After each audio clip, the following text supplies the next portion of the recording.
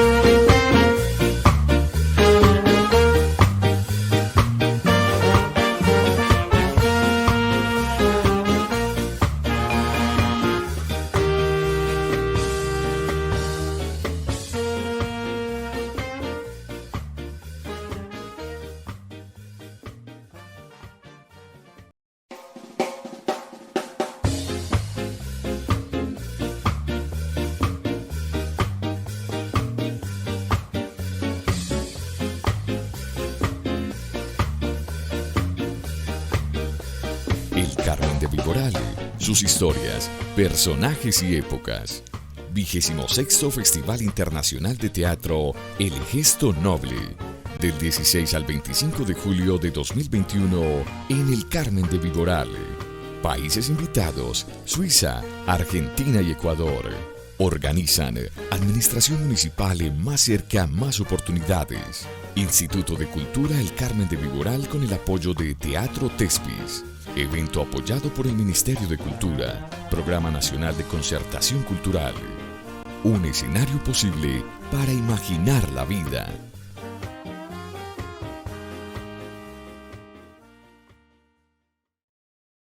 Muy buenas tardes, sean todos bienvenidos de nuevo al Festival Internacional de Teatro El Gesto Noble 2021, en esta versión número 26. Seguimos pues de festival, ya casi pronto a terminarlo, pero muy contentos con toda la respuesta del público, con todas las actividades que hemos tenido y sintiendo también la alegría nuevamente de encontrarnos, la alegría del teatro en el Carmen de Viboral.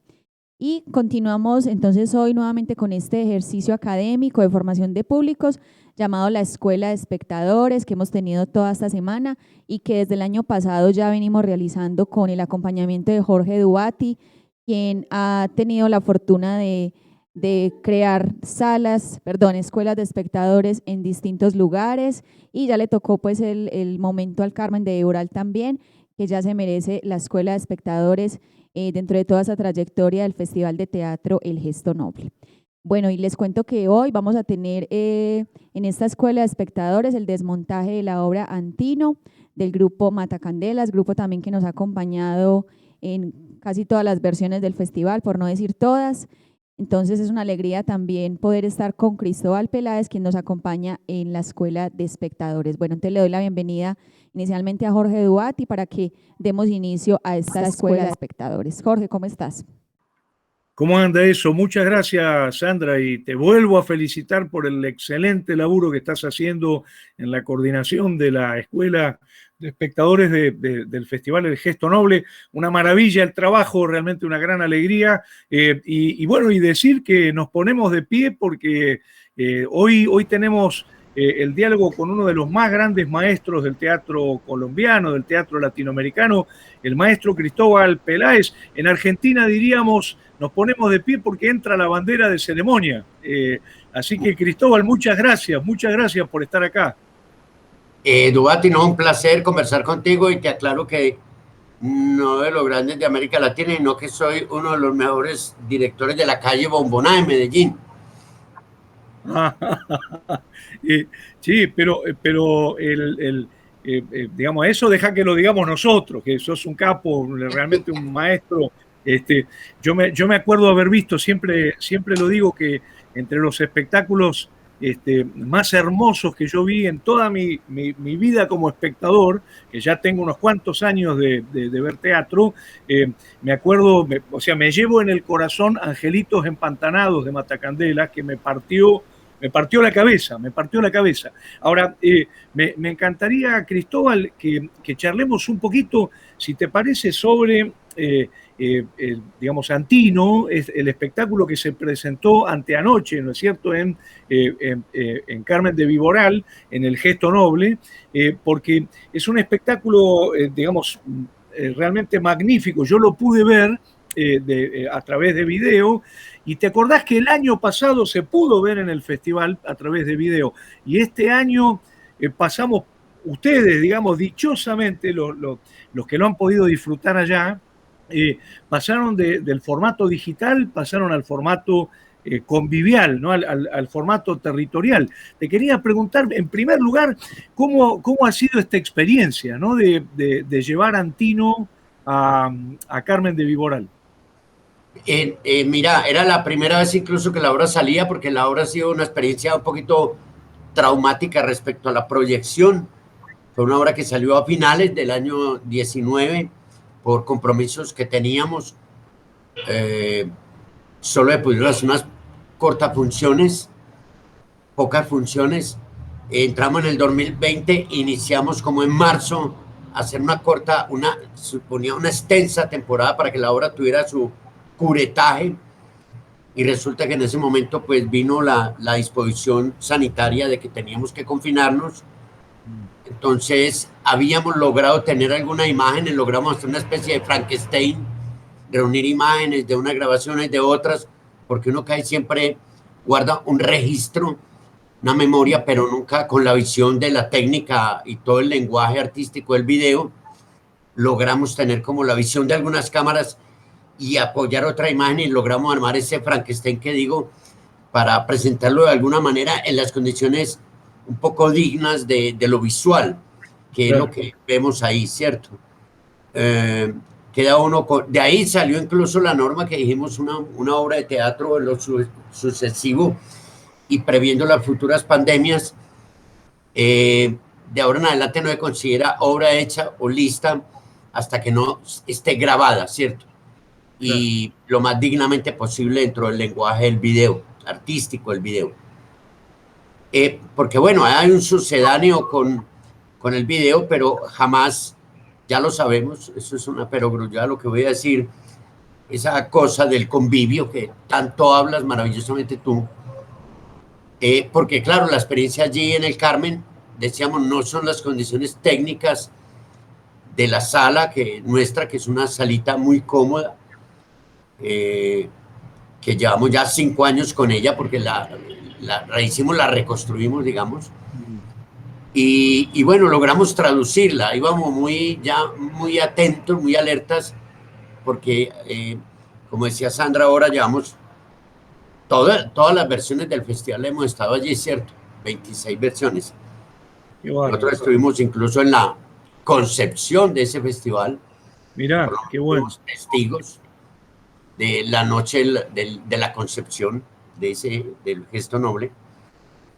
Entonces, a ver cómo se perdón, a ver cómo se adaptaba, y de repente sentimos que en esa condición íntima de la salita con 50 espectadores se logró como una atmósfera mortuoria, que es un poco lo que queremos, esa atmósfera de fúnebre, ¿cierto? Estamos asistiendo a este drama en gente, y la verdad es que al otro día nos sentamos a evaluar y el grupo estaba muy, muy contento de lo que se había logrado allí, y ver que la obra resistía esos cambios atmosféricos y esos cambios espaciales. Y bueno, es que yo creo que la experiencia siempre en el Carmen durante todos estos años ha sido una experiencia muy, muy especial, de verdad lo digo, porque se podría decir de toda la sala, hay experiencias a veces desastrosas, ¿cierto? Es cuando un grupo llega, el grupo equivocado, a la hora equivocada, en el sitio equivocado y con el público equivocado. Aquí se dio todas las condiciones al contrario. Y uno se da el afecto, la expectativa, con un público que ya tiene una formación, con un público que también es exigente. Allí se ha producido ya un fenómeno cultural, no hablemos de teatral, ampliémoslo a lo cultural, muy, muy grande, ¿cierto? Entonces, claro, el gesto noble siempre está en el corazón nuestro, y yo creo que habita una habitación muy grande de ese corazón tan plural. Qué bueno, qué bueno. Cristóbal, a mí me gustaría, tengo muchas cosas para preguntarte, nos vamos a repartir como hacemos siempre. Yo te voy a hacer algunas preguntas al principio, después le pasamos la posta a Sandra y luego abrimos a las y los espectadores, pero me gustaría que nos cuentes un poquito por qué eligieron este poema dramático Antino de Fernando Pessoa, digamos, ¿qué lo llevó a meterse con ese texto, ¿no? Que es un bellísimo poema, digamos, ¿por qué? ¿Por qué eligieron Antino?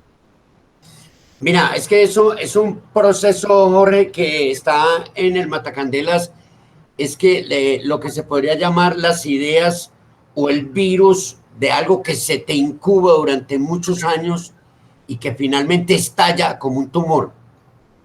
Quiero decir que a nosotros no nos pasa porque no trabajamos por contrato ni por ideas rápidas, o sea, de repente que llegue y diga algún día, acabo de leer esto y montémoslo, o me acabo de leer esto y me gustó, sino que podría decir y podría parecer exagerado, pero no lo es en absoluto.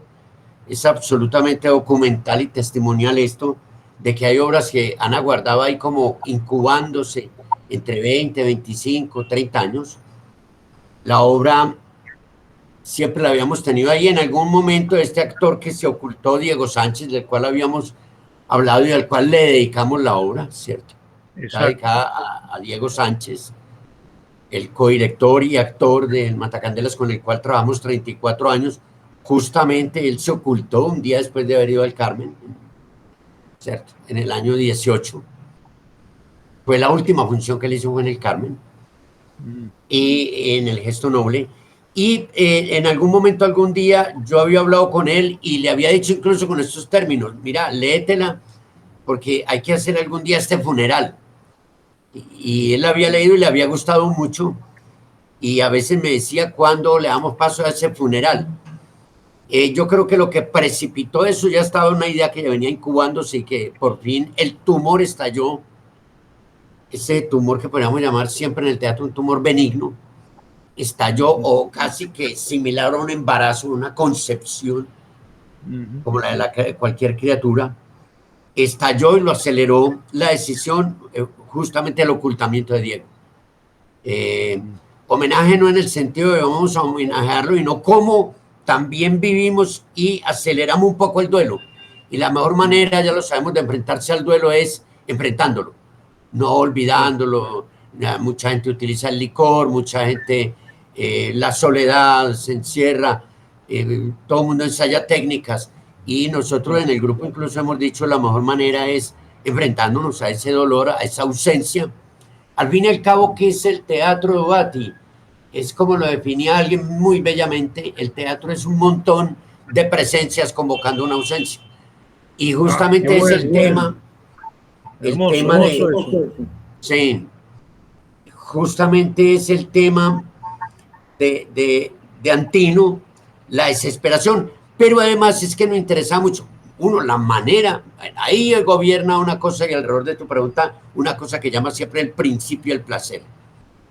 Y el principio del placer está, acordate a Borges cuando hablaba de la literatura no de esa manera académica, doctoral, sino que decía una forma de la felicidad, ¿cierto? Los placeres de la carne poco a poco se han ido culturalmente, han ido trasvasando ese placer en el ser humano a una cosa estrictamente carnal, al placer sensorial. O como lo definía, y siempre hay que volver a Borges, es una esquina por la cual hay que pasar siempre.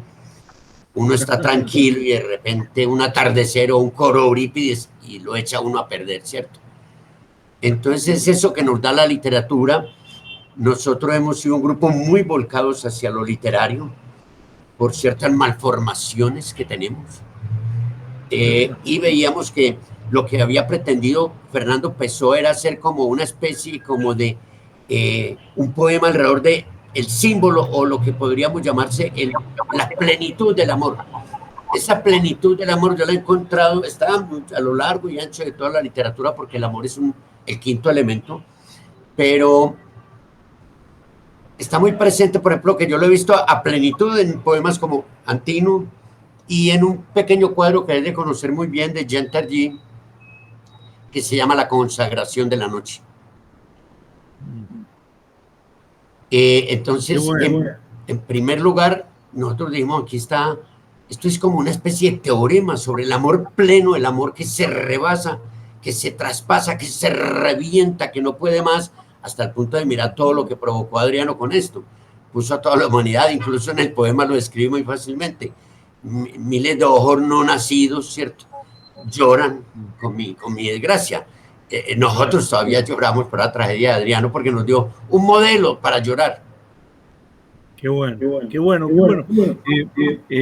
Cristóbal, yo te quería también preguntar por esta recurrencia que tienen en Matacandelas con Pessoa, ¿no?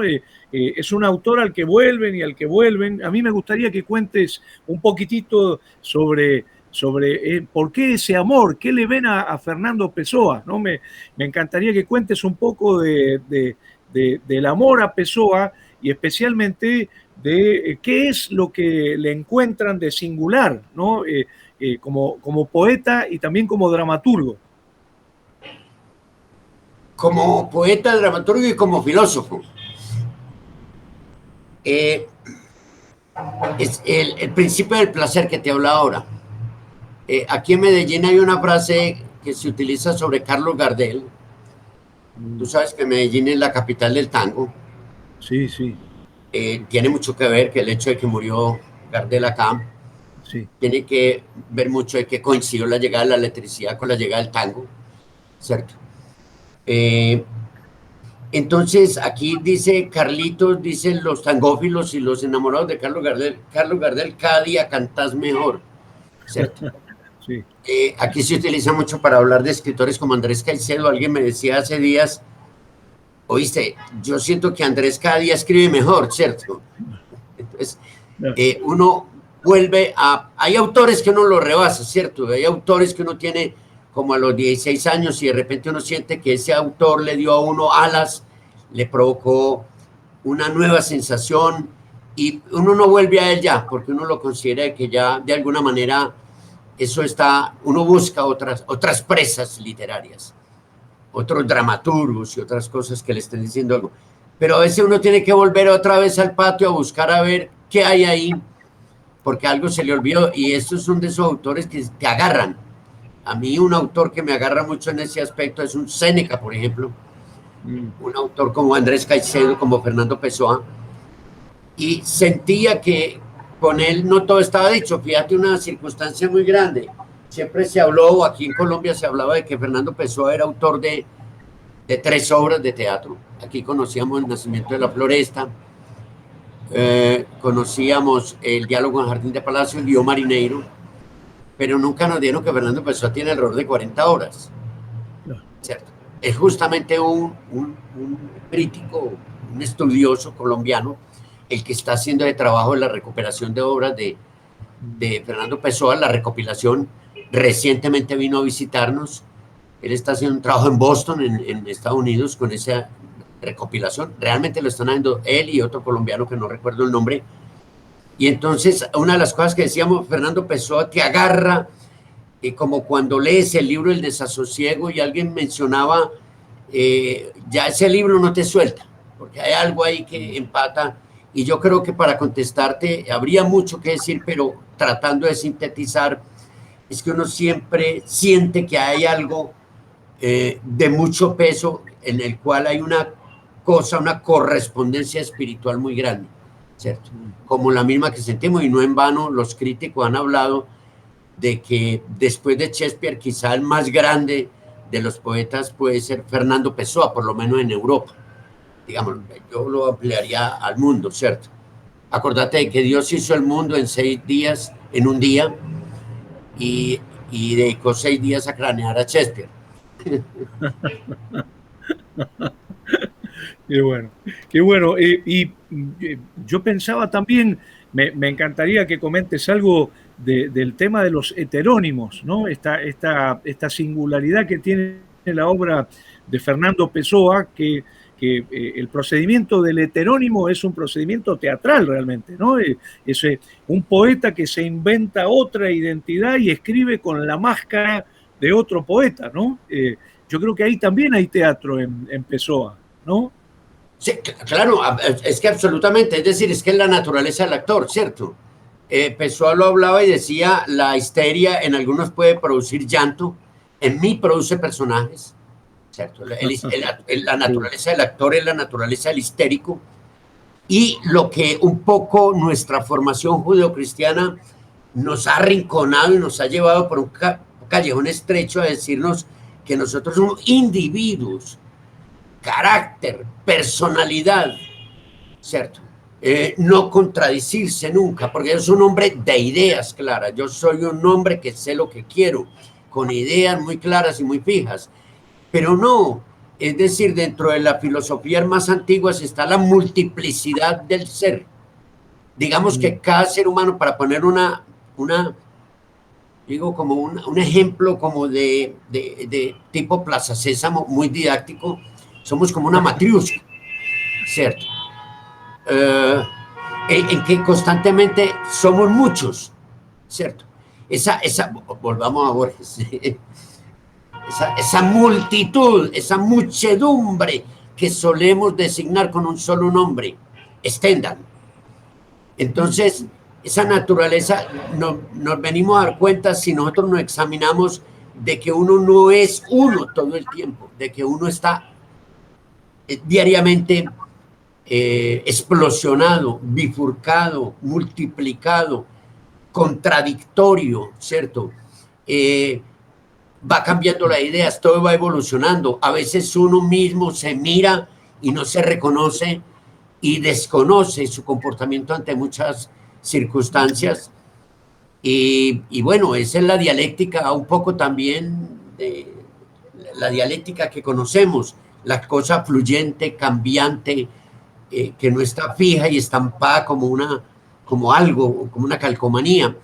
Entonces, Pessoa se produce toda esta cantidad de personajes que entre ellos mismos son voces que se hablan, y por eso se habla tanto de un hombre plural, ¿no? En Pessoa no hay nunca, casi no hay fabulación de narrador de historias, de contar esto, sino que es un hombre que se va arrancando máscaras, constantemente máscaras y máscaras y máscaras, a ver cuál es la identidad que tiene. Y él mismo lo dice en un poema, y al final cuando me arranqué la última máscara, ya no había rostro. Entonces, ¿quién es uno? ¿Qué soy yo? Y esa, si lo vi, Jorge, esa es la esencia del teatro. No en vano, la palabra Pessoa es persona, o sea, máscara. Claro. Qué Y, bueno. y en el teatro siempre estamos nosotros tratando de darle, es como un patio de juegos, el escenario un patio de juegos, donde nosotros cuando jugamos a ser otros, estamos tratando de entender esa circunstancia, la multiplicidad. Eso está perfecto en un autor como Fernando Pessoa con su pluralidad, su multiplicidad. Qué bueno, qué bueno. La verdad es un placer escucharte, Cristóbal. Y por supuesto, quienes vieron la obra y en mi caso quienes la vimos por video, digamos, en forma digital, realmente la hemos disfrutado muchísimo, muchísimo. Y yo tengo en principio 3 preguntas antes de pasarle la posta a Sandra. ¿Me bancás, Sandra? Tengo 3 preguntitas para hacerle al maestro. ¿Puede ser? ¿No hay drama? Sí. Buenísimo. Sí, dale, Jorge, A dale. ver, muchas gracias, muchas gracias. A ver, una pregunta que te quería hacer es, me encantó esto que dijiste del teatro, ¿no? Un montón de presencias, digamos, invocando una ausencia, ¿no? Maravillosa esa definición del teatro, ¿no? La relación entre presencia y ausencia. Y yo pensaba, por ejemplo, en la historia del teatro, el tema de lo que podemos llamar el teatro de los muertos, ¿no? La invocación al muerto, la ceremonia de los muertos, ¿no? El muerto que se presentifica en el teatro, ¿no? Ya lo tenemos en los persas de Esquilo, ¿cómo se llama? La aparición, el diálogo entre Darío y Jerjes, ¿no? El que regresa de la muerte para presentarse. Acá en la Argentina, ni te cuento, el teatro argentino está lleno de invocaciones a los muertos, ¿no?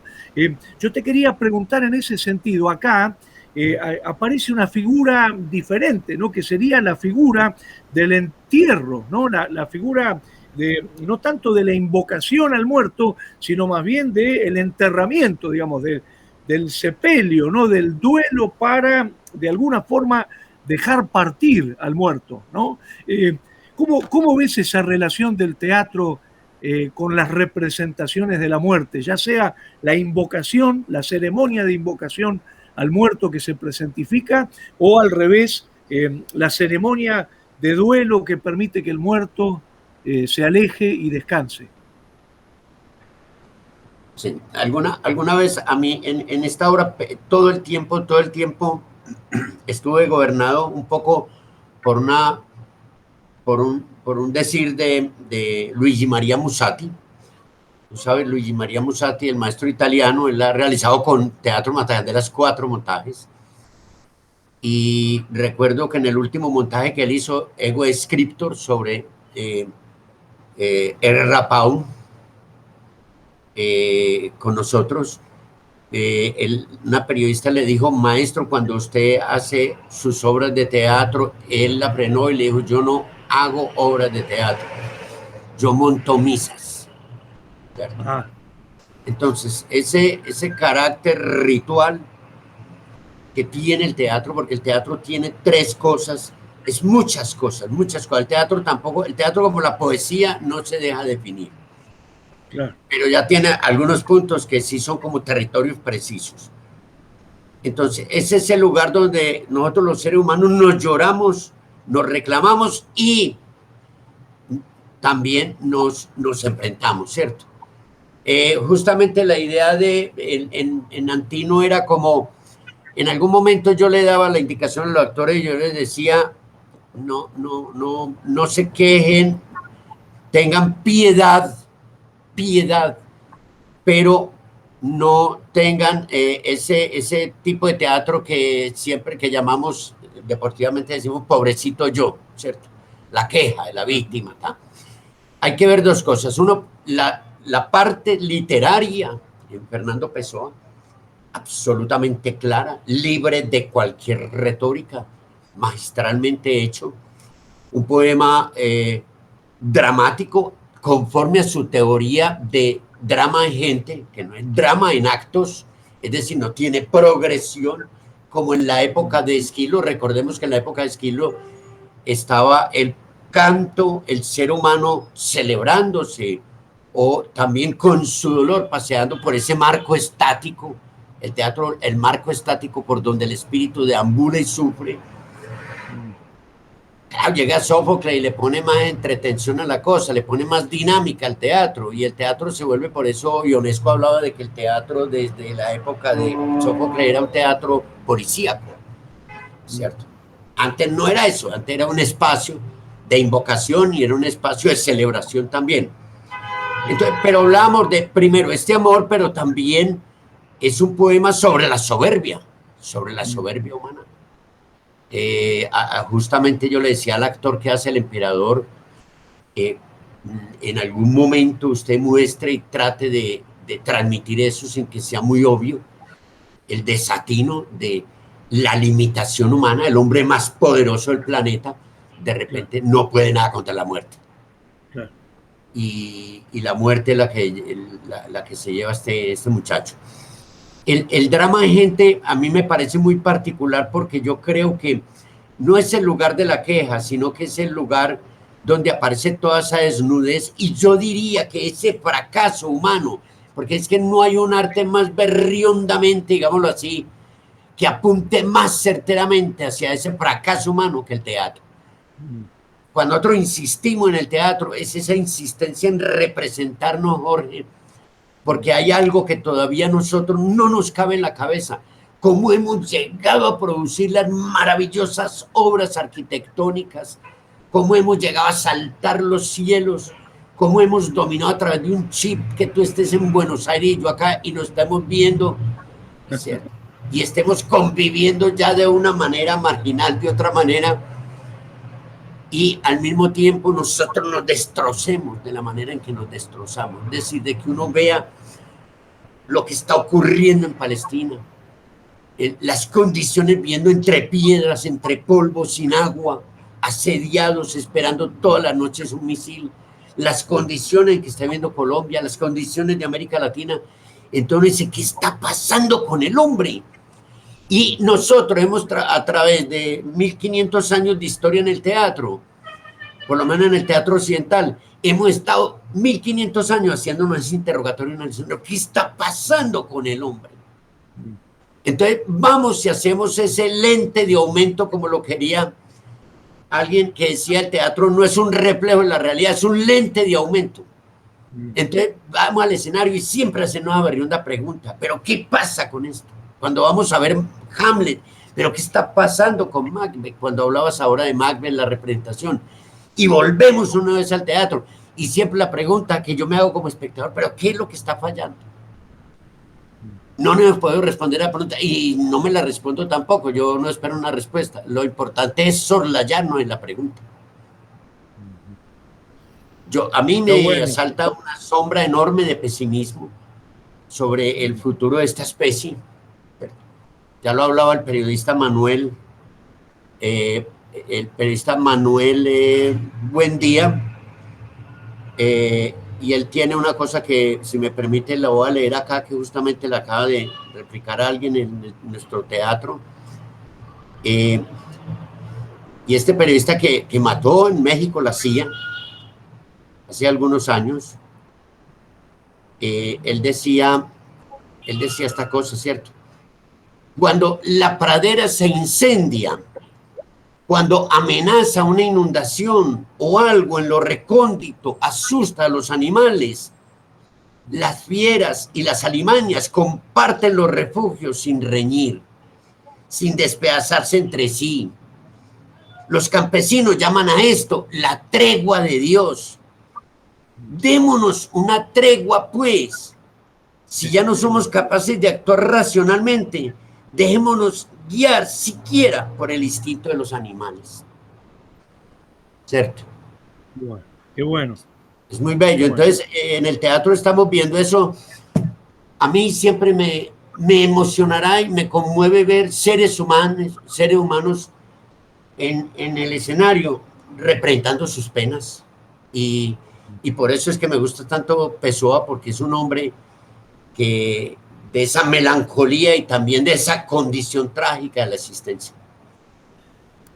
Buenísimo, Cristóbal, la verdad que es un placer enorme. Yo quiero decirle a quienes nos están siguiendo, no solamente en presencia ahí en la sala del Gesto Noble, sino también a través del Facebook, que estamos hablando con Cristóbal Peláez, sin duda uno de los referentes fundamentales de la historia del teatro latinoamericano, uno de los grandes maestros del teatro latinoamericano, y para hacerla más corta, porque si no, Sandra se nos va a ofender, nos va a decir, estos dos están dialogando solos acá, y ya te doy la palabra, ya viene Sandra, un segundito, te hago dos en una, si te parece, Cristóbal. Sí.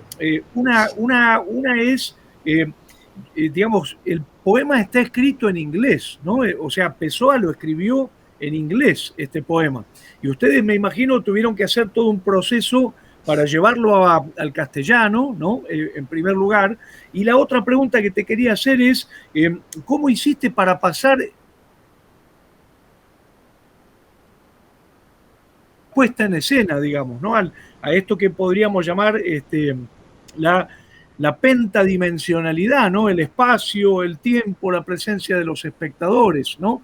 Y sobre todo la luz. Una de las cosas más bellas que tiene este espectáculo, que realmente es prodigioso, es el tema de las luces, ¿no? De la construcción, de la iluminación del espectáculo, ¿no?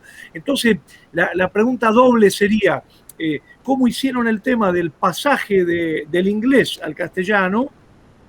Y por otra parte, ¿cómo aparecieron cómo fue el proceso o el punto de partida para llevar el poema de la página a la estructura convivial en el territorio, en el espacio, en los cuerpos de los actores?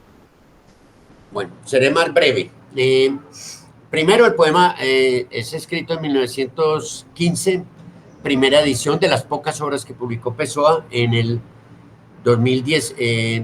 1918, en un inglés shakespeariano o arcaico, que llaman, en el cual Pessoa era experto. Y obviamente a nosotros nos queda muy difícil tomarlo ahí. Gozamos de que había, del beneficio de que ya hay como 4 o 5 traducciones al español, al castellano. Había 2 chicos, este trabajo lo hicimos entre 5 personas, 2 chicos que más o menos chapoteaban un poco el inglés, diccionario en mano. Empezamos a trabajar tardes enteras, pues eso fue alrededor de 15 días, frase por frase, palabra por palabra. Consultamos con alguna experta y le cambiamos los tiempos dramáticos, quiero decir, para ejemplificar de una manera fácil, donde decía llovía, pusimos llueve, ponerle un tiempo de representación, en un tiempo dramático, para que no se convirtiera solamente en narración, sino en drama. Es eso. Y después el traslado al escenario fue a través de algún proceso que nosotros llevamos, que lo que llama pruebas de escenario, de ahí los actores van preparando propuestas, y para sintetizarlo, una cosa de lo cual hablé allá mucho en el Carmen ahora, es que yo no soy director. Eso no quiere decir que es bueno, eso es una limitación que tengo, de coger un texto, llevarlo a escena y decir, vamos a hacer esto, planear. Soy un director, digámoslo director por comodidad gramatical, porque tampoco me lo creo, sino que estoy acostumbrado a trabajar en un proceso, que es soltar a los actores, las actrices en escena, y confiar que la sabiduría de los actores empiece a solucionar eso, porque es que el actor, los actores tienen una condición muy misteriosa, es que ellos saben, pero no saben que saben. Y hacemos pruebas de escenario y ellos van encontrando el camino. ¿Qué hago yo? El papel mío es de lector y confiar en la pericia, en los músicos, en el que sabe hacer sonido, en el que sabe esto, en el que puede hacer esto. Y vamos montando la obra paso a paso, nos vamos devolviendo, vamos de un proceso de destrucción, de avance, destrucción, y ahí fuimos logrando hasta que todos, por consenso o por unanimidad, dijimos, esto es lo que queremos hacer. Es un proceso muy De colectivo. acuerdo. De acuerdo. Sandra, dale vos, Sandra. Bueno, Cristóbal, pues yo sobre todo quería preguntar, pues como en el rol que tengo de actriz, sobre los actores y la preparación de los actores y actrices, en este caso para realizar la obra Antino y pues en general como la preparación que hacen los actores para entrar en ese ritual, porque digamos en esta obra como tal, sí se ve muchísimo el ritual y siento que la preparación debe ser como muy intensa para que el actor entre como en esa impecabilidad que uno ve en la escena, en esa naturalidad, en esa atmósfera que en verdad pues yo la sentí en verdad como si fuera un funeral, ¿cierto? Y por ahí leía de pronto que vos hablabas de que se cambiaba el tiempo y que no era un tiempo dramático, sino un tiempo real, y yo sentí que en realidad la obra como tal, me vi las dos funciones, era como estar viviendo ese funeral, el momento presente, casi que ni siquiera era como una representación, sino que yo sentí como el funeral ahí, ¿cierto? Entonces me pareció muy bello y de pronto por lo que medio he podido como saber, la preparación de los actores del Matacandelas es muy intensa y en esta obra como tal creo que todavía es mucho más, tanto antes de salir a escena como fuera de la escena. Sí, lo primero, la primera acotación que yo le doy a los actores es en una obra de este corte, a veces le digo, por favor, te pido un favor, no me hagas teatro, ¿cierto? Que no te creo, ¿cierto? Háblate a vos primero, ¿cierto? A veces le digo, a mí me importa más que tú te oigas a que yo te oiga, para que usted se encuentre con el tono, para que no es aquello de sentir, ¿cierto? Hay que volver a una cosa que es antes de Aristóteles. Al actor, ¿cómo le llamaba? No le llamaba actor porque no habían leído a Aristóteles todavía. Entonces lo llamaban hipócritas. A mí me encanta eso. Sería tan bueno que nosotros no nos dijeran actores y no hipócritas, porque fingimos muy bien. Entonces el actor, volvemos a Pessoa cuando dice el poeta finge tanto dolor que es dolor el que siente. Entonces, a mí no me gusta el actor, pues ya de esto se ha discutido mucho en el ámbito teatral y yo particularmente prefiero el actor con memoria emotiva, el fingidor, el hipócrita, el farsante, el mentiroso, lo prefiero, pero tiene que ser un buen mentiroso. Entonces le digo, sea un muy buen mentiroso. No se fije usted mismo. Entonces, primero óyete para que encuentre el tono, porque de hecho ya hay un problema muy grave técnico en el teatro, es la naturalización de la voz, para poder lograr de que el otro te oiga, ¿cierto? Un susurro de te amo, tengo que proyectarlo a 1500 personas. Entonces, ya ahí es un problema técnico serio. Entonces, primero que el actor se oiga, pero primero trabaje con una cosa que puede parecer muy tonta, pero le digo, sea honesto, ¿cierto? Sea honesto. Engañe, pero si trata de engañar y no lo puede, entonces usted es tonto, ¿cierto? Ha fracasado, no tonto, no, ha fracasado. Entonces lo primero es dar como unas coordenadas de qué es lo que pretendemos. Ejemplo, Sandra, al principio nosotros empezamos en las búsquedas y en las pruebas de escenario, me encanta la palabra porque eso es algo que nosotros le hemos robado a la metodología de los pintores, que lo hablaba la vez pasada con Jorge Bubati, y eso empezó a llenar de columnas romanas, de ambientes romanos, de olivos, de cosas, y llegó un momento en que dijimos, no, nosotros no estamos haciendo antropología, ni estamos haciendo una clase de historia, ni pretendemos imitar a Hollywood en esto. Es decir, esta no es una obra romana, de hecho está escrita por un portugués. Esta es una obra que, por eso en el principio incluso el prólogo pone sucede y sucederá donde haya piel humana. Entonces, consultando un poco las conductas contemporáneas, ¿cierto? Y siempre le pido al actor como un poco de discreción a la hora de actuar, no ser ampuloso. La voz cuando empieza a trabajarse así sale, no una voz natural, porque tampoco lo natural es lo que es, sino yo lo llamaría verosímil, ¿cierto? Y buscamos mucho la dimensión, la actuación en pro de la dimensión visual, la dimensión sonora. Es decir, la obra tiene todo un tratamiento sonoro y tiene todo un tratamiento visual, en lo mínimo, ¿cierto? Alguien allí en el Carmen, incluso cuando salió un espectador, me dijo, es increíble cómo en ese espacio tan pequeño como que sucede tanto y ustedes lo transforman tanto. Yo le dije, lentamente se va, pero es que esa es la característica del ritual. Cuando hablamos ahora de yo no monto teatro, yo monto misas, es que si cuando uno entra a la iglesia, el espacio, yo alguna vez fui creyente muy joven, ya dejé de ser creyente, pero sigo siendo religioso, un religioso sin Dios, sigo creyendo. Entonces yo me acuerdo, el recuerdo que yo tengo de las catedrales y de las iglesias, por pequeñas que fueran, a mí siempre me parecieron infinitas.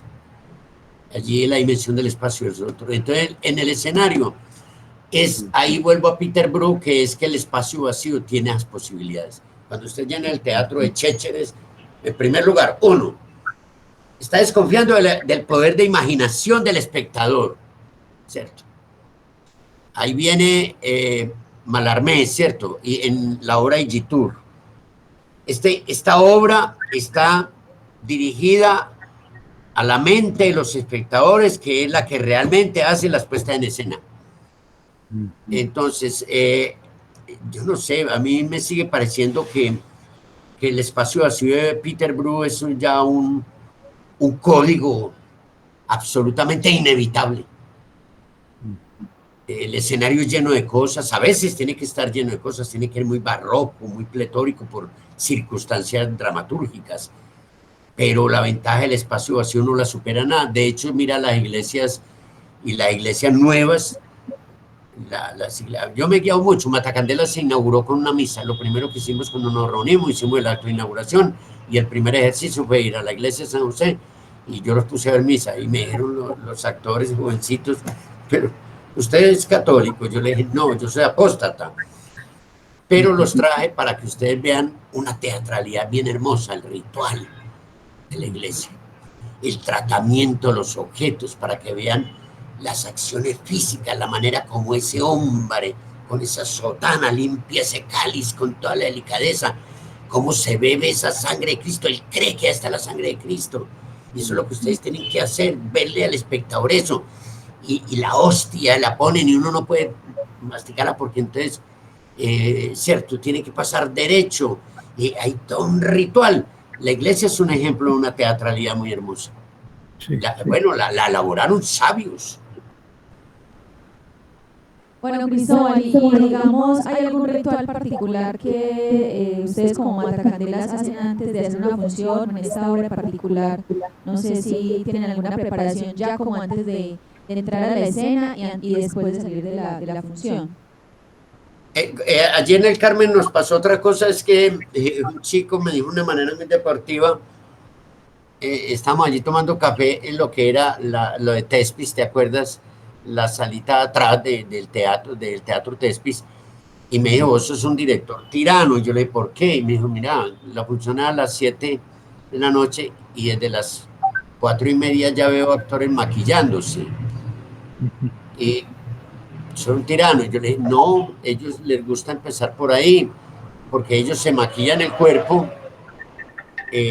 pasan maquillándose el cuerpo más o menos media hora o 40 minutos, y el resto del tiempo lo dedican a cierto tipo de ejercicios, ciertas rutinas que ellos tienen, y en la preparación o ya el maquillaje en el buen sentido de todo el espíritu de lo que va a suceder. Entonces nosotros necesitamos mucho tiempo, anteciendo que nosotros somos más brechianos que stalinskianos, digámoslo así. A veces a un actor le toca porque alguna circunstancia, un accidente, alguna cosa, le tocó llegar 5 minutos y llegar rápido y sabe que tiene que operar de emergencia, ¿cierto? Como cualquier emergencia en la vida de cualquier profesión. Pero generalmente el actor nuestro es pausado, no es sagrado, esos que se concentran, que les distrae, ¿cierto? El vuelo de una mariposa los distrae, son delicados, pues como pétalos de rosa, no. Sino que ya tienen un tipo de formación en el cual se dedican tiempo para prepararse a eso, por un sentido de respeto, obviamente, por un sentido de afecto, de cariño, porque es decir, el teatro, a veces nos olvidan la gente de teatro decir una cosa, que es que el hecho de hacer teatro es un profundo hecho amoroso con el mundo, con la naturaleza. Nosotros, la gente de teatro, somos gente que hemos marcado la vanguardia en la protección por la naturaleza, en la protección por el ser humano. Hemos sido gente incluso que hemos dado un ejemplo de cómo la riqueza no está en la posesión de bienes. Por eso esa fama que tenemos nosotros como de miserables cuando no somos miserables, ¿cierto? ¿Cómo va a ser miserable uno si uno llega al mundo y ya encontró a Shakespeare y ya encontró las pinturas de Leonardo? ¿Y cómo va a ser uno pobre? ¿A mí por qué me van a decir pobre? ¿Porque no tengo una cuenta bancaria? No. ¿Cómo me va a decir pobre si ya tengo la poesía de Verlaine, si ya tengo la poesía de Borges, si ya tengo la poesía de Mallarmé? Yo llegué a un mundo pletórico de riquezas y los coleccionistas de billetes nos hacen ver de que somos pobres y no tenemos esa colección. Y, entonces, el mundo está trastocado. La gente de teatro, ¿yo por qué quiero a la gente de teatro? Porque la gente de teatro ha sido pionera en mostrar ese aspecto gregario del ser humano, ese aspecto de que nosotros tenemos que establecer en la humanidad alianzas colaborativas, o si no, vamos de culos. Fracasamos como especie. Somos el mayor fracaso del planeta. Sobre todo esa es como mi mayor inquietud y invito a Jorge pues que ojalá la pueda ver más adelante de manera presencial porque pues yo la vi el año pasado en video pero no es lo mismo, pues en realidad sí el ritual como tal se siente en la presencialidad viendo la obra pues de cuerpo presente. Bueno, pues no sé si Jorge tiene otra pregunta, pues si no, ¿para qué? Hola.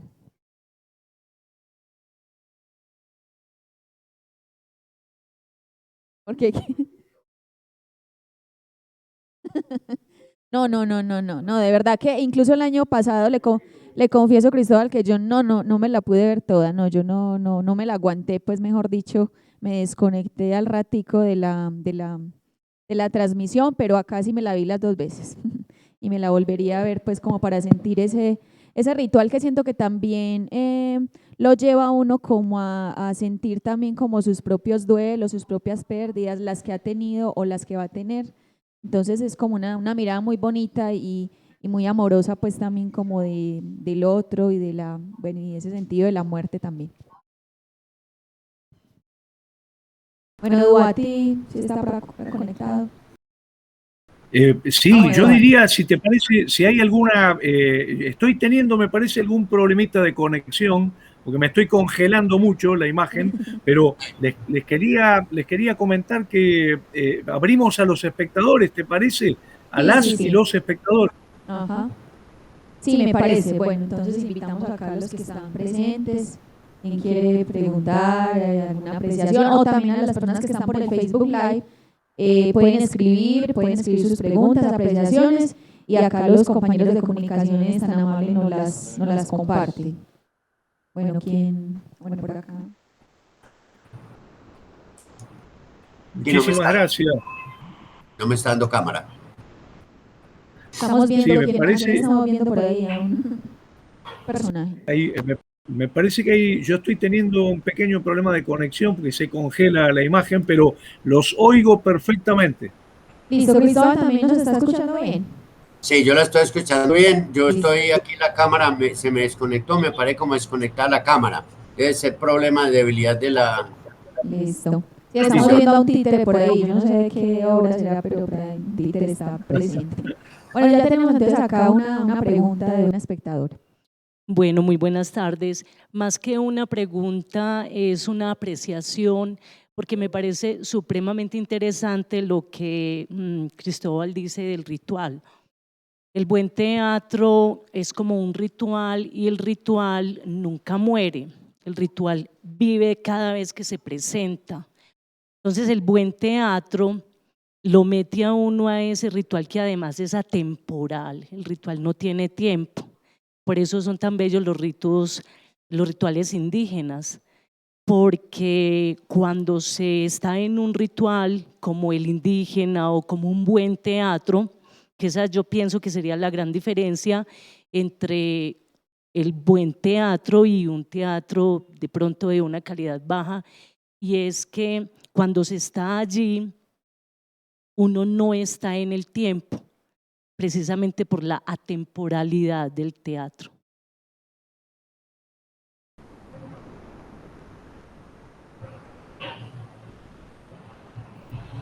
Sí, yo creo pues que realmente esa fue como una de las impresiones que se siente pues como viendo esta obra, y como que yo ahí digamos que confirmaba como la potencia del teatro, ¿cierto? Como de tenerlo ahí a uno como en ese ritual y permitirle como vivir ese instante como si ni siquiera fuera del personaje como tal que lo está experimentando, sino uno en su propia vivencia como espectador, ahí como entrar en esa catarsis también de la situación. Bueno, estamos por acá con otra apreciación o pregunta. Buenas tardes. Quisiera de pronto, Cristóbal, si nos ilustras, si nos cuentas cómo se genera esa secuencia de imágenes. Si bien en la estructura literaria o dramática ya hay poesía, vemos que toda la puesta en escena también es otra forma de poesía. Cada una de las imágenes que genera allí el coro, los distintos personajes, el Olimpo, encuentro a ver también una lectura y una forma de tejer poesía en escena. Esa creación es visión, es idea del director, o cómo se teje esta idea con los actores, ese espacio de libertad para que ellos exploren también, como lo mencionabas, o hay algún detonante, cómo encaminamos hacia este proceso estético y de poesía en escena. Yo trato de no tener ideas y trato de no imaginarme para no conducir la obra. En el escenario hay una frase que dice Mauricio Cartún que me apasiona, ¿cierto? Nos demoramos mucho montando esta obra porque estábamos todo el elenco, todo el grupo en el escenario buscando a ver dónde estaba la obra y no la había podido encontrar, ¿cierto? Es decir, uno no puede ser nunca volverse un profesional, eso lo hago fácil, porque es decir, hay que trabajar con el concepto de que el arte es un no saber, de no creo, y si mira los relatos de Picasso cuando fue a hacer esa maravillosa obra del Guernica, él no sabía qué hacer y se hizo más de 60, 80, 100 bocetos buscando a ver dónde estaba la pintura, ¿cierto? ¿Dónde estaba, como en el cuento de Galeano, dónde está el caballo, ¿cierto? ¿Se acuerdan? El famoso relato del caballito. Exacto. Lo que pasa, ya empieza uno a trabajar con una corazonada cuando uno ve un buen texto, uno dice, esto es la curaduría literaria, un poco aquí hay un buen texto, y si tengo un equipo, un elenco, con esto puedo trabajar y explorar. Entonces me voy a un territorio desconocido. Brooke, me perdonan tantas citas, pero es que es necesario porque parecería uno muy inteligente si lo dijera uno. Y hay que darle crédito a los demás. Hablaba de que el director de teatro era, mire qué imagen tan bella, el director de teatro es un ciego que va con una lámpara conduciendo a un grupo de ciegos. Entonces, yo me meto a escena y yo digo, yo confío en dos cosas. Uno, en la sabiduría de los actores. Esa sabiduría que digo es, saben, pero no saben que saben. Porque ellos ya tienen un training, un despertar de las sensaciones a través de los ejercicios, a través del oficio y a través de la pasión. Y es una sabiduría que no es la sabiduría de la elocuencia o el estudio o académica, sino que es una sabiduría ahí como de la tierra, ¿cierto? Esa conexión que nosotros hemos perdido y el actor la tiene. Se ha desvelado horas enteras, noches enteras, ha arrojado a un escenario y ahí le ha salido algo, que es una cosa animal en el sentido que ya, es decir, casi que la traducción de antes lo que decimos es muy humano, ser muy animal, es decir, bien. Y otra cosa que también he aprendido es a trabajar con una cosa que se llama el divino momento. El divino momento es el azar, ¿qué me puede dar el azar ahí? Y entonces empiezan en los ensayos, a través de los ensayos exhaustivos, ensayamos mucho y durante largo tiempo, porque ya he dicho, no trabajamos por encargo. Y cuando empezamos a trabajar así, decimos, esperemos que nos sucedan muchos accidentes y estar atento a esos accidentes, ¿cierto? Y esa es como la premisa a la cual partimos. Lo otro ya es un poco de tecné, la reflexión y qué es lo que quiero y qué es lo que yo me permito dentro del escenario. Pero casi siempre, para responderte la pregunta, yo trato de no tener ideas para no cortar las ideas de los actores y para no interferir en esos mundos y esas visiones que ellos tienen. Entonces ellos me dan imágenes y me dan sensaciones, y esas imágenes, alguien me definió un día y para mí no fue un ataque, sino que fue una adulación, que yo era muy buen lector. Yo soy muy consciente de que yo soy el intermediario entre el espectador y los actores. Soy muy consciente de eso. Yo soy como, a mí me corresponde jurídicamente el espectáculo, digámoslo así. Bueno, esto lo hicimos a dos manos. Esto lo hice con Juan David Correa, porque yo sabía que el universo sonoro de la obra, digámoslo así, tan ampulosamente, necesitaba de alguien que manejara esa técnica y que también tuviera ese oído de músico que él tiene. Y la verdad es que él elaboró la parte musical, la parte de efectos y le dio la dimensión a las voces. Algo muy hermoso que dijo alguien, vino un director de cine a ver la obra y dijo, necesito que me responda un director español, y dijo, maldita sea, necesito que me responda una pregunta. Yo he hecho mucho cine y no sé dónde putas tenían ustedes escondidos esos micrófonos, ¿cierto? No nos preguntan. Y claro, por eso hablo de Juan David Correa como director. Él hizo todas las maromas para que tampoco la obra saliera pues parlantuda, como decimos, ¿cierto? Si ustedes fijan, es tratar de hablar muy en susurro.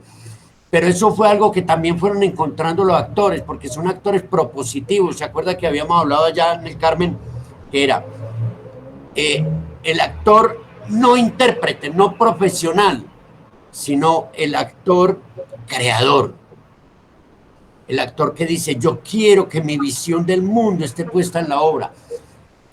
Una de las cosas que nosotros hicimos mucho fue en las búsquedas, hablaba ahora de que poníamos muchas columnas romanas, elementos romanos, y de repente un día vimos una cosa que fue perfecta a través de hologramas y de cosas, proyecciones, y dijimos, no, pues esto está como Hollywood, esto es toda una cosa romana.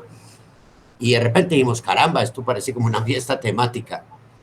La gente va a decir, no, pues es un problema ya de los romanos. No, decíamos, ¿cómo lo trasladamos de que también sea un problema humano de hoy, como lo quería el autor? Ahora, el autor no da absolutamente ninguna acotación, no hace ni una sola. Él no dice, se mueve para allá, hace esto. Otra cosa importante también, que era un poco un desafío, es que hicimos un trabajo de detectives de qué antecedentes tiene de montajes, qué imágenes, qué referencias críticas tenemos, incluso del lado de expertos, muy expertos de Pessoa, de los más grandes expertos de la obra de Pessoa, algunos de Colombia. Encontramos de que no hay un antecedente de este montaje y de alguna manera queríamos como romper eso. A ver, también era una pregunta que teníamos, ¿esto funciona teatralmente? La verdad es que hemos tenido algo que puedo decir que es satisfactorio. Hemos tenido buena recepción. Hace días una señora me decía, ese tema es muy bravo, ese tema, ¿cierto? Porque es un tema de la pederastia, ¿cierto? Es muy bravo. Pero imagínate que yo me pasé todo el tiempo conmovida porque yo estaba llorando a mi marido que murió hace un mes. Claro, exacto. Qué bueno. Qué bueno escucharte, qué bueno, Cristóbal, excelente. Muchísimas gracias por todo lo que estás diciendo. Bueno, vamos con una última pregunta o apreciación, alguien de acá de la sala o por Facebook, de pronto alguien ha comentado algo, ¿no? Bueno, si nadie se anima, yo quiero como aprovechar a hacer como la última preguntita, o ya, bueno, Dubati también si quiere decir algo más.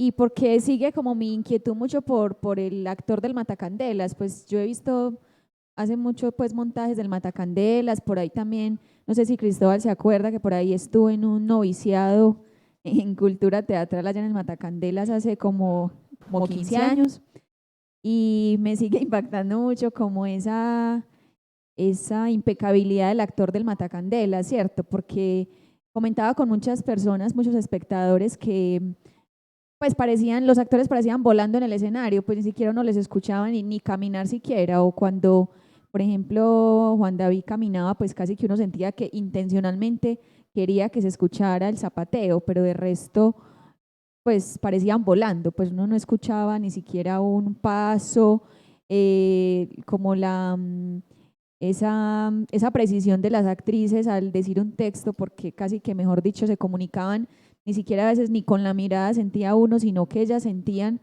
casi que con la respiración cuando iban a hablar todas al mismo tiempo y cuando volvían a intervenir. Entonces esa parte siempre me ha llamado mucho la atención. Entonces preguntarte de pronto, ¿cuál es como esa condición de ese actor nuevo que llega a Matacandelas? Como ¿cuál es esa preparación? ¿O qué es eso como esa preparación y eso que debe tener un actor que entra como al Matacandelas como tal? A ver si me animo de pronto un día de estos. Importante que el actor sepa a qué llega, ¿cierto? Y usted a qué viene, ¿cierto? Cuando alguien quiere acceder a teatro, ¿cierto? Yo no caigo en el cliché de decirle esto es muy duro, le aconsejo porque vuelve como una paradoja pues cómica, no se dedique a esto. No, yo digo, yo lo tengo muy claro que para mí Matacandela ha sido un espacio de libertad, es mi patria, ¿cierto? Yo muy prontamente me di cuenta de que no tenía que hacerme a una patria y encontré que esta era la patria, el espacio de la libertad. Jorge Duati debe saber esto en la época en que nosotros empezamos en el año 79 a hablar de que en toda la provincia no había una persona que dijera yo vivo del teatro, ¿cierto? Claro. Todo nuestro teatro incluso cogió modos y comportamientos y le debemos mucho al sur, es decir, Argentina y Uruguay, porque ya tenían, Jorge Duati le leí yo el conteo que hacía de Buenos Aires en 1905, 1.500.000 habitantes o 400.000 habitantes, de los cuales hay un registro, lo leí en los documentos de Jorge. 1.000.000 de personas asistieron ese año al teatro, lo cual quería decir que las personas iban casi que 2 veces. Es una cosa impresionante, nosotros no tenemos acá esa historia, ese kilometraje que tiene Argentina, ni ese volumen de estrenos de obra en temporada. Es una cosa impresionante. Nosotros aprendimos un poco porque el arte aquí es muy nuevo, tiene fecha de datación en 1960, ¿cierto? Todo esto que llamamos el nuevo teatro, que llaman lo moderno, lo nuevo. Entonces, el teatro, ¿cómo se concibe? Se puede concebir de varias formas. Y una de las principales es, o yo lo concibo porque necesito hacerlo, porque es una necesidad orgánica, es una necesidad de mis sentidos, porque no me encuentro mejor en otro lugar. O porque yo quiero entretener a la gente. Me parece divertido, el negocio del ocio. Y nosotros no estamos en esa línea, por eso nosotros somos muy agradecidos con la vida. Tenemos una oración que todas las noches rezamos y el espectador nuestro de cada día, de cada noche, el espectador nuestro de cada noche, dásnosle hoy, ¿cierto? Qué bueno, es genial. Entonces, que llegar un día de espectadores, bien, para nosotros eso es una multitud, ¿cierto? Entonces lo primero, hay una anécdota, la les cuento fácilmente. Aquí hay un guitarrista, no voy a dar nombres porque me olvidan en este momento, de un guitarrista que, ¿usted cómo se hizo guitarrista? Eso fue en una entrevista en televisión. Entonces el tipo dice, yo hice curso con el gran Gentil Montaña, el gran guitarrista de Colombia. Claro, él solo aceptaba alumnos muy avanzados, yo era muy avanzado, entonces recuerdo que yo fui a la primera clase, esto para responderte un poco, Sandra, fui a la primera clase y Gentil Montaña me dijo, ¿y para qué trajo la guitarra? Pues hombre, son clases de guitarra. No, no lo necesitas para mi primera canción. Yo, en primer lugar, necesito saber qué piensas tú de la guitarra y de la música. Entonces, vamos a hacer unas sesiones donde vamos a hablar es de la música y de la guitarra. No necesitas traer la guitarra todavía. Maravilloso. El actor que entra, tú tienes que subir a la escena porque uno no está adiestrando micos. Uno está trabajando con personas que tienen una gran capacidad de desarrollar los sentidos, de desarrollar el pensamiento y desarrollar ideas. Y entonces, primero, ¿usted qué piensa? Eso es lo que nos ha permitido mantenernos como grupo. A partir, es decir, puede parecer incluso mal, pero a partir de una ideología, de un ideario que compartimos, ¿cierto? Entonces, lo primero que yo le exijo a la persona es, ¿para qué necesita? Porque primero, esto no es una fuente de empleo. A ver, ¿qué podemos hacer? Nosotros somos una pandilla. Entonces, hay gente que se dedica a hacer cosas de pandilla, a hacer cosas buenas, como la pandilla, los rescatistas, ¿cierto? La pandilla de los que van lo que llaman los aguapaneleros, que van a ayudarle a los habitantes de calle, a apoyarlos. Pandillas que se van a atracar bancos, pandillas que van a matar campesinos. Hay pandillas también como nosotros que vamos a hacer teatro. Es como una persona nueva, es el sentido de pandilla, es decir, el sentido gregario del ser humano. Eso me interesa mucho. Qué bueno, qué bueno. Excelente. Muchas gracias, Cristóbal. Maravilloso escucharte. Una maravilla realmente. Gracias a ti, Dubati. Un placer escucharte. Ojalá podamos encontrarnos ya siempre virtualmente y convivialmente, ¿cierto? Sí, para el año que viene. Por lo menos yo seguro ahí. Si tengo que ir nadando, voy nadando. No lo prometió, pues, ya no lo prometió. Quedó grabado. Sin falta, por favor, claro. Bueno, muchísimas gracias. ¿Quieres decir algo más o...? No, simplemente agradecer a Cristóbal Peláez porque ha sido realmente muy generoso y porque ha sido muy iluminadora toda la cantidad de cuestiones que ha dicho en esta hora y cuarto aproximadamente que hemos estado charlando. Por supuesto, agradecer a las y los espectadores que están aquí presentes, al equipo de El Gesto Noble y a Sandra por la coordinación de la Escuela de Espectadores. La verdad, un placer, muy contento y por supuesto, gracias Cristóbal Peláez por toda esa sabiduría y esa forma tan realmente fascinante de explicarlo. Muchas gracias. Muchas gracias, Sandra. Me disculpa que no me está dando cámara acá. Será asunto de la transmisión, bueno, debilidad de la señal. No, muy complacido con Dubati. Me dijo Camber que para hablar con él me dio mucha ilusión porque yo lo reconozco como un gran maestro, lo leo, lo reconozco como un hombre fundamental para el teatro latinoamericano y mundial, un hombre apasionado con todo lo que hace, con todo lo que nos ha dado, y eso a mí me produce mucha ilusión, eso. Y lo otro, a ti, Sandra, y al Festival Gesto Noble, ojalá nos inviten el próximo año, y bueno, ya estaremos, no nadando, en carro. Gracias, Cristóbal. Un gran abrazo. Muchas gracias. Adiós, muchas gracias. Bueno, muchísimas gracias también pues a los dos, a Jorge Dubati y a Cristóbal Peláez. Para mí pues también quería contarles que ha sido una experiencia muy chévere, muy interesante, porque es acercarme también al teatro desde otro punto.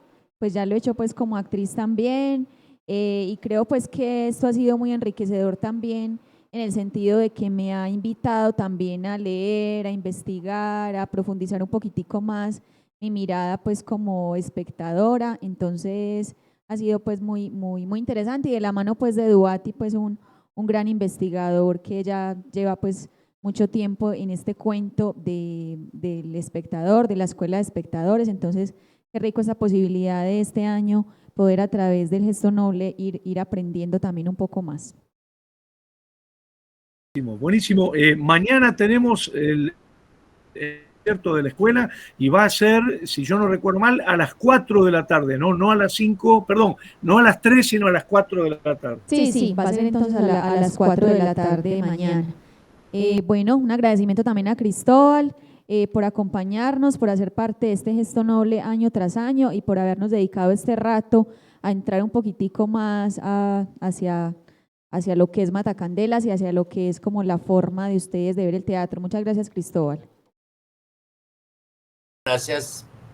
Hasta luego, hasta mañana, hasta mañana. Bueno, Muchas gracias. muchísimas gracias entonces nuevamente a Cristóbal y a Jorge Duati y a todos los que están acá en la sala de lectura. Muchísimas gracias por acompañarnos, personas que diariamente asisten a este espacio de Escuela de Espectadores y a las personas también que se conectan por el Facebook Live del Instituto de Cultura. Y bueno, creo que esta escuela se sigue fortaleciendo y día tras día y año tras año pues creo que vamos a seguir como en ese camino. Bueno, entonces invitarlos hoy al Festival de Teatro El Gesto Noble. Estamos ya en el día viernes, a ver, por acá está la programación.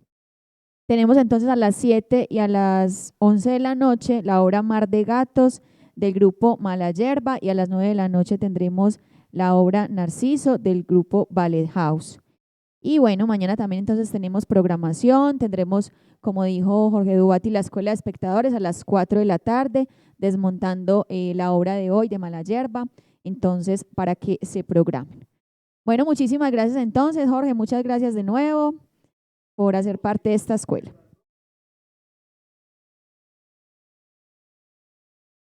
Mañana conversamos. Bueno, muchísimas gracias entonces de nuevo y esta es entonces la Escuela de Espectadores del Festival Internacional de Teatro El Gesto Noble 2021 en su versión número 26. Muchísimas gracias. Hasta pronto.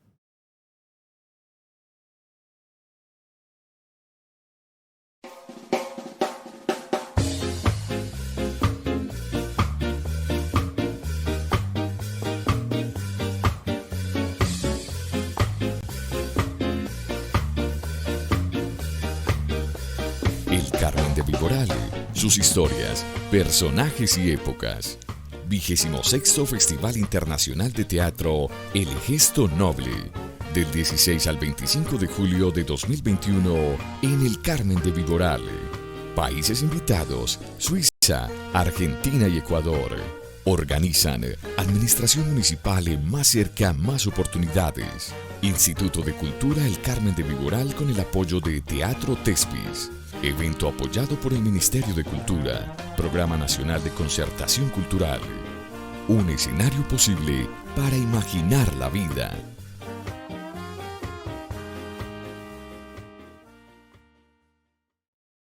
En las calles camino bailando, una sonrisa dibujo en mi rostro, porque el Carmen inspira cultura, una persona que te saluda. Mi vida es un canto, Mi vida es un canto, y escribo mis actos. como vasija decoro y le doy forma. Mi vida es una obra, yo soy arte al caminar por el Carmen de Viboral. Territorio para el buen vivir. En las calles camino bailando, una sonrisa dibujo en mi rostro, porque el Carmen inspira cultura, una persona que te saluda. Mi vida es un canto, Mi vida es un canto, y escribo mis actos. como vasija decoro y le doy forma. Mi vida es una obra, yo soy